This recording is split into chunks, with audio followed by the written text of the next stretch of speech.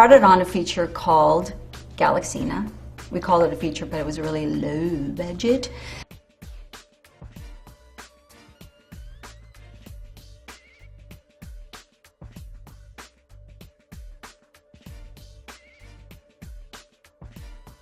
We had a crew that just came off of another movie, and they were exhausted. It was like 2 days later, and all the crew's walking around going, "Oh gosh, we just worked on this movie. It was so scary. We were scared to death. Blah, blah, blah, blah, blah." And I said, "What's it called? What's it called?" And they go, "It's called Halloween." And when that movie came out, I can see, they said they were so freaked out during the shooting of that. But you can see how the history starts, and you start growing with all of these incredible people. And then after my film career, low budgets, then I moved into television, and I moved into a little show called Not Necessarily the News for HBO, and that's where I learned to do all the character makeup.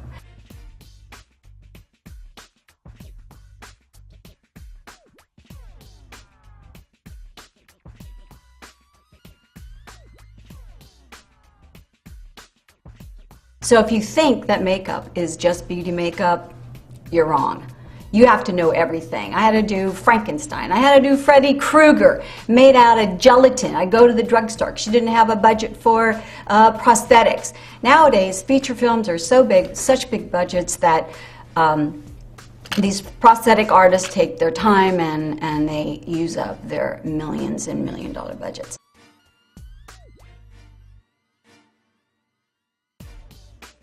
I do beauty. So from Not Necessarily the News, this great guy named Tony Danza asked me to come over to Who's the Boss. And I had the most fun doing 4-camera sitcom. That was what it's called. They're called 4-camera sitcoms.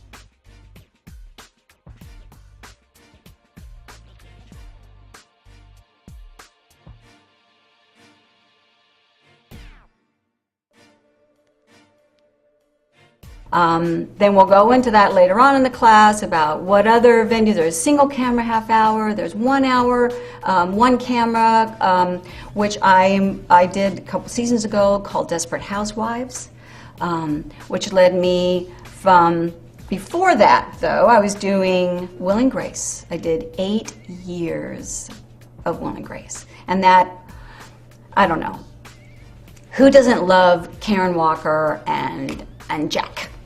No, just Jack. And so we're going to talk a lot about all the different makeups, the textures, what you can do and what you can't do. I worked on Married with Children, and when I went on Who's the Boss and Married with Children, and those shows back then, the cameras, which is this right here, was so different back then. So I literally had to You have to follow the technology of the cameras. You have to follow the technology of what's in them. Is it too red? Do they put filters in?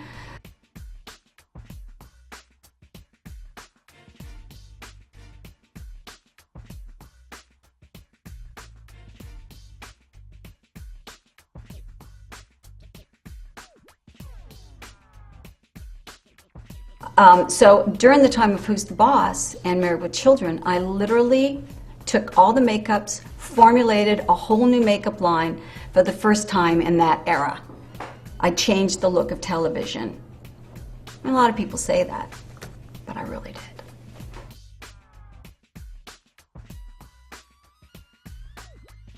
So you want to be a makeup artist? Yes, you can do it. But you can do everything. Remember, you want to do print. Okay, I'm going to work with Lisa pretty soon on one of her shows. You want to do monsters. All right, I'm going to do that.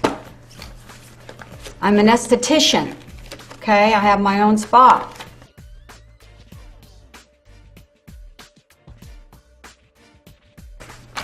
and I have my own networking agency.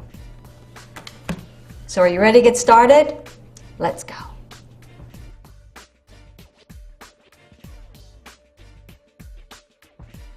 Okay. Here's my little resume. It really doesn't look very good, right? But really, when you go online and you IMDb me, or you look on the websites, you'll see that my career has been loaded with fantastic people, projects, movies. You along the way as a makeup artist, everything that you do, every place that you go, every job that you do, you want to make sure that you're present for that job. If you are on time, you're late. You want to be there beforehand. You want to ask what I can do, or what you can do. Pull cables, move lights, do whatever you can, because you want to start forming and building a great, solid reputation. And I want to go over just a few things that I always keep my resume a little brief, because you want to hit them hard when they see it on paper. There's so many projects that I've done on the side that yeah, they're great and they're wonderful. I mean, do pilots after pilots. One season I did 14 pilots in one season.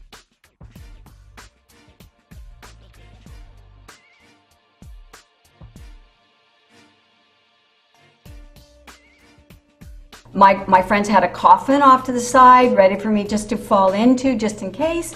But, and pilot season starts in television about probably March, late March, but really April is when the networks pack in the shows.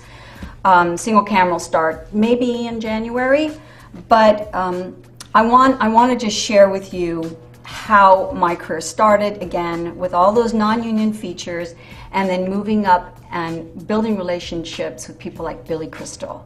Building a relationship with Billy, I started with him at HBO. He came to me and he said, "Here, Patti, will you cut this wig for me?" And it ended up being the Fernando Lamas wig. If you follow his career, you'll know what I'm talking about.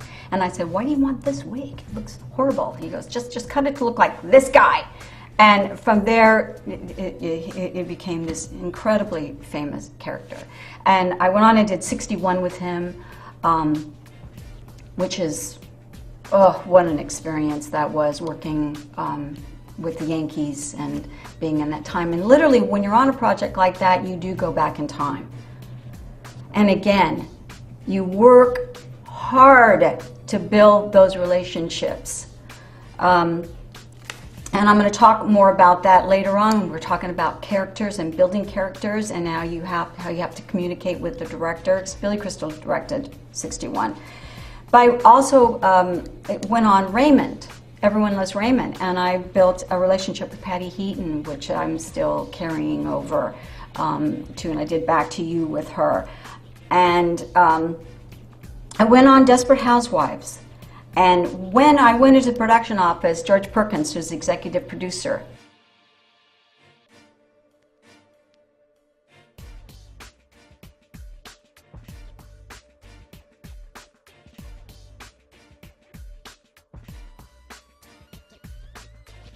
The executive producer of Desperate Housewives, when he walked in, he said, "Patti, I was on Galaxina, and it was my very first film, and you were so nice to me." I'm going, "George, you're the executive producer of Desperate Housewives." So everyone that you meet, down to craft service,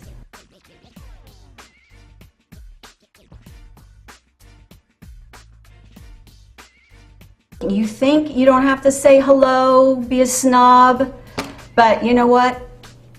These people are your family for life. The minute you walk onto a set, get your crew sheet, and know everyone's name. So I'll continue on with my resume.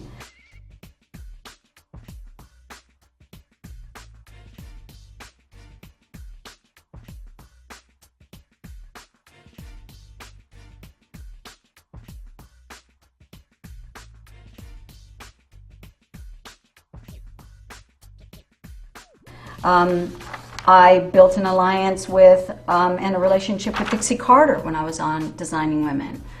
We already talked about Who's the Boss.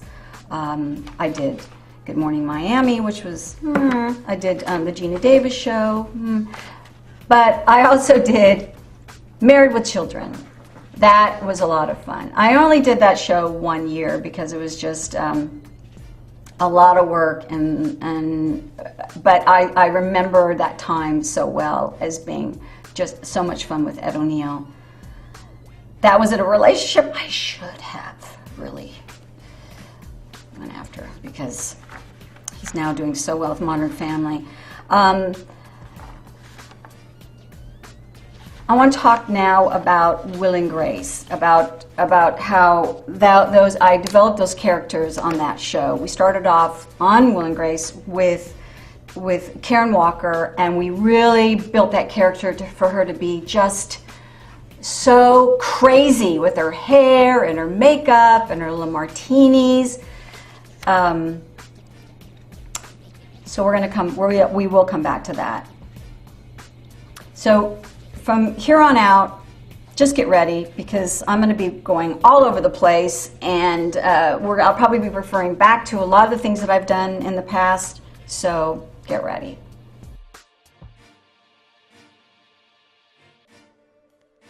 The pros and cons of becoming a makeup artist. You have what I like to refer to as two different types of artists. You have the artists that are just incredibly gifted, and you have the artists that really have to work at it. I'm the one that you have to really, really work at it. I didn't just wake up at age 8 and being able to get out of bed and start painting somebody's face. I had to work hard, went to school, learned constantly. But where I got my education really was on the set. Because I worked so hard, I was able to carry my career from one job to the next job to the next job. And I used all the medias. I do print.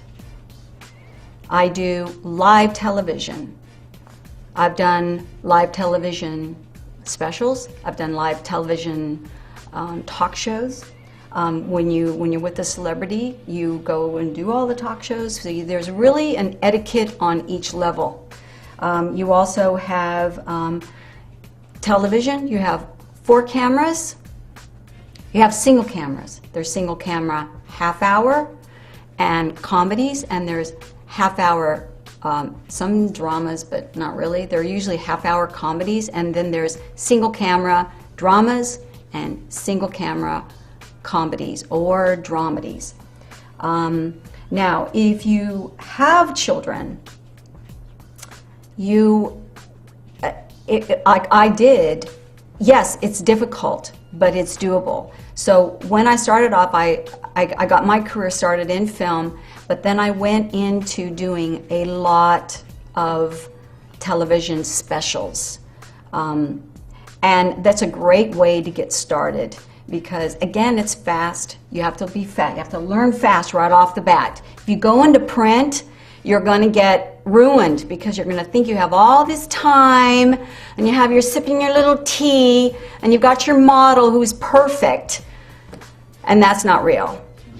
Because when you get into live specials, you have Doug Henning. It's not very attractive. And you have all these people that are really not very attractive that you've got to make look beautiful. And I'm not going to mention the females, because that'll ruin my career. But it doesn't matter what you do. It doesn't matter what kind of a lifestyle you have. You can do all of it. Right now, I'm waiting for my grandchildren. So that means my children are grown. So I can do pretty much whatever I want. I can travel all over the world. I get calls to do that, and I do love to do that. I was supposed to be on a plane today, but I'm here. I'm here teaching the class instead. But so you can do anything you want to do. Just learn it, go to school, equip yourself, have your arsenal of makeup, have your arsenal of knowledge, and go for it.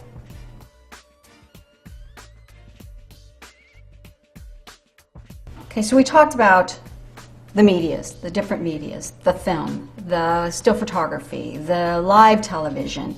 the talk shows, the single camera half hour, single camera 1 hour, the 4 cameras. And if someone asks me, if you're sitting there and you're thinking, well, which one is really the best, even opposed to working at a Mac counter, most people will say to me, we want to be you, Petty Bunch. We want that 4 camera.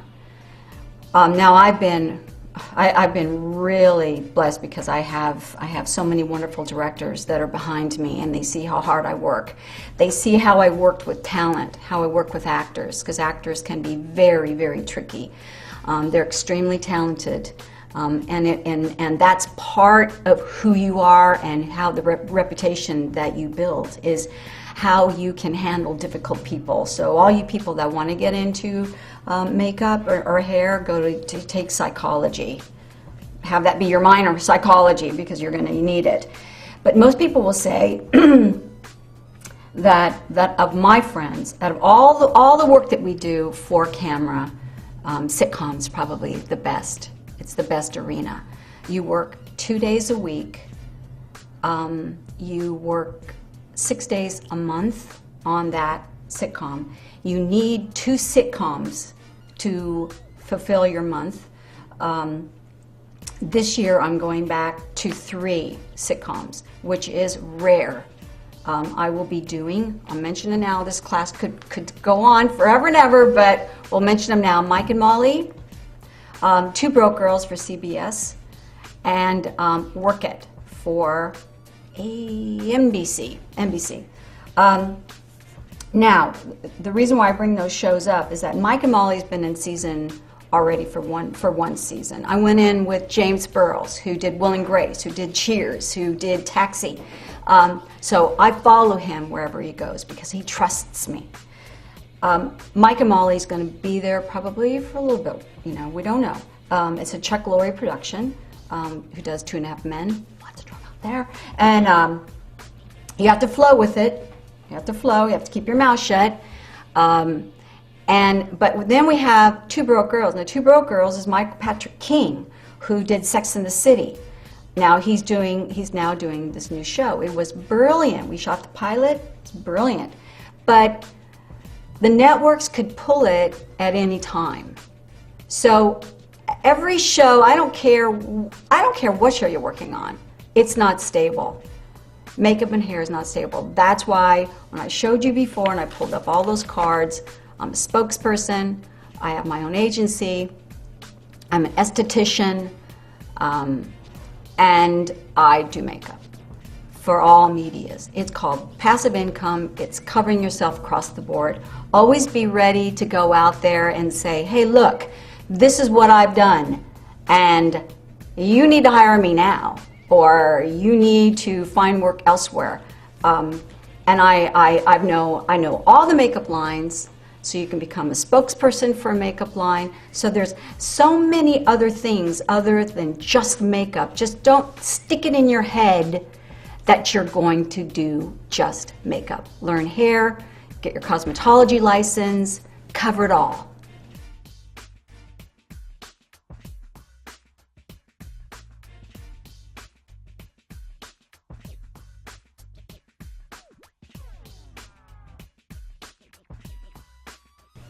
Beauty, character, and prosthetics.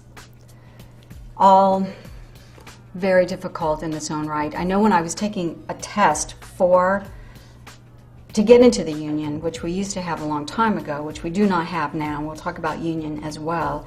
I am a union makeup artist. I am a journeyman makeup artist. I am a master educator for cosmetic lines, MAC, Makeup Forever, you name it. They always ask me to teach for them. You need to know it all. When I was taking my test, Greg Canham, who is an Academy Award-winning makeup artist, asked me if I would come over to his house to teach him how to put on eyelashes, and to put on eyelashes quickly. I'm going, you gotta be kidding. I mean, here's this guy who's just amazing, and he and I went to high school together. Talk about building relationships. So he and I pretty much got each other through the tests, because while he was trying to struggle putting the eyelashes on, he had my gels ready for all my burns. Now, you probably don't even know what that means, but there's these gel effects, and you squirt them on the skin, and you just start punching holes in it. And then you start painting. Now, when I was in school, I went to Joe Belasco makeup school. I didn't want to take any of that stuff. I just wanted beauty. I went, oh, it's going to be a beauty makeup artist. Well, you know what? You cannot. If you're going to be a makeup artist from start to finish, you need to know it all. Get educated. Take as many classes as you can. You don't have to go to a makeup school. They will tell you that you have to, but you do not. There's so many great videos out there. There's great books out there. And I know a lot of people that have sent me their work on video, or have sent Rick Baker or Greg Canham or any of the greats their work on video just from learning from books.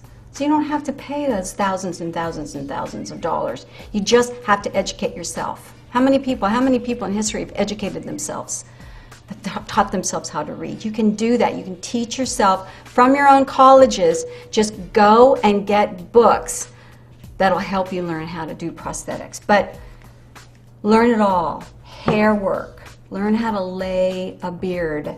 My job coming up this weekend was that I was going to do some sideburns on Conan O'Brien. Well, that part they stopped and they rewrote it, and they're not going to do it. But I said, oh, well, okay, I'll go over to Namie's, Friends, Nigel's. There's all these Cinema Secrets. There's these great makeup places in Hollywood that you can go to, and you can pull out this assortment of sideburns. And you can get dyes and color them and temporary color them. And you have to learn how to do that. Don't hit the lace. Don't color the lace. Or you can hand lay it. Or you can hand lay it over into the hairline so that it all connects. All that is very, very technical, but once you start learning the craft, you'll see how exciting, how much fun, and how challenging it all is.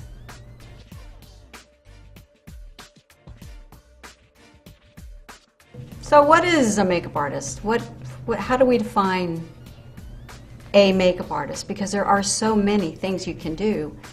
It's basically you go from beauty to beast, all the way.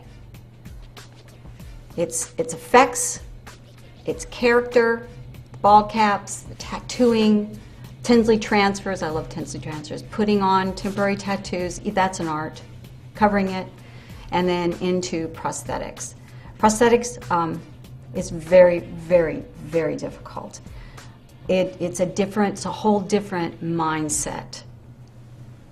When I took my class in prosthetics, I knew right away I didn't want to do it, because you literally have to carve. You have to carve out of clay, so you have to know art. So along with your sight classes, take art classes. Learn how to mold and work with clay, because if you want to become a prosthetic makeup artist, it's going to be really advantageous.